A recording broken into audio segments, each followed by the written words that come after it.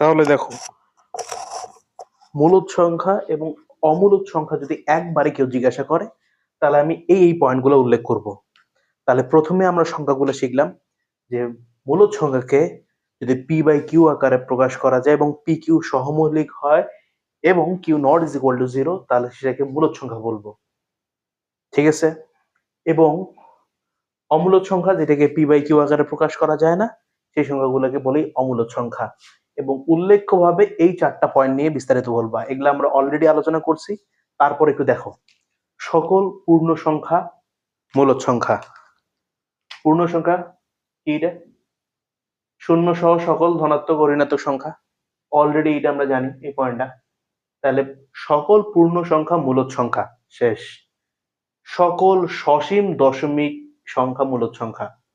সকল সসীম দশমিক মানে যে পয়েন্টটা ফিক্সড হয়ে যায় আমার 1.25, দেন 2.7 দশমিকের পর মানটা যেটা আমার ফিক্সড, এইটা হয়ে গেল ওই পয়েন্টটা। তৃতীয় পয়েন্টটা হচ্ছে অসীম আবৃত্ত। এটা তো বিস্তারিত বললামই। আবৃত হচ্ছে যেই জিনিসটা দশমিকের পর রিপিট হতে থাকে, অর্থাৎ পৌনপৌনিক। 7, 3 পৌনপৌনিক, এটা হচ্ছে আবৃত্ত দশমিক সংখ্যা। দেন প্রকৃত অপ্রকৃত ভগ্নাংশ একটা মূলদ সংখ্যা। প্রকৃত অপ্রকৃত বিস্তারিত কথাবার্তা বলছি। এরপর দেখো, পূর্ণবর্গ নয় এমন সংখ্যার বর্গমূল। 2, 3, 5, 7 এগুলো কি পূর্ণবর্গ নয়? এই যে পূর্ণবর্গ নয় এমন সংখ্যার বর্গমূল, এখন এগুলো বর্গমূল করো। এই বর্গমূলগুলো হচ্ছে অমূলদ সংখ্যা। অসীম অনাবৃত, দশমিকের পর ইনফিনিটি টাইম মানগুলো থাকবে, যেগুলোর মধ্যে কোনো মিল থাকবে না, এটা হচ্ছে অসীম অনাবৃত দশমিক। আর এটাকে তো পি বাই কিউ আকারে প্রকাশ করা যায় না। দেন কি, এটা উদাহরণ হচ্ছে পাই, ই, এগুলা। তাহলে এইটা হচ্ছে মূলত অমূলতের বেসিক পার্থক্য। আশা করি কনসেপ্টটা ক্লিয়ার আমাদের। এখন লাস্ট আমাদের যে ডেফিনেশন সিরিজটা চলতেছে প্রথম টাইপের মধ্যে লাস্ট যে পার্টটা, সেই পার্টটা হচ্ছে বাস্তব সংখ্যা। বাস্তব সংখ্যা কাকে বলে? বাস্তব সংখ্যায় আমরা দেখাবো যে, যেটা আমাদের অধ্যায়ের টাইটেল, ওইটা সংখ্যা চাইছে, বাস্তব সংখ্যা।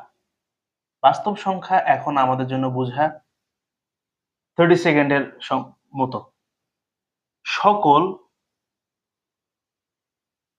মূলদ ও অমূলদ সংখ্যাকে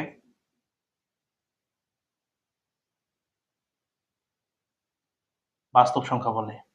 এখন প্রথমেই যদি আমি বাস্তব সংখ্যা দিয়ে শুরু করতাম, তাহলে মূলদ অমূলদ নিয়ে আমাকে বিস্তারিত আলোচনা করতে লাগতো।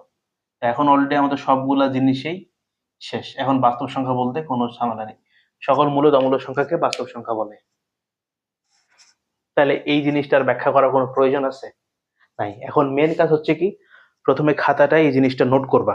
নোট করার পরে সুন্দর করে পড়ে দেন বইটা একটু পড়বা। বোর্ড বইটা, মেন বইটা, এটা পড়া উচিত এমসিকিউ এর জন্য।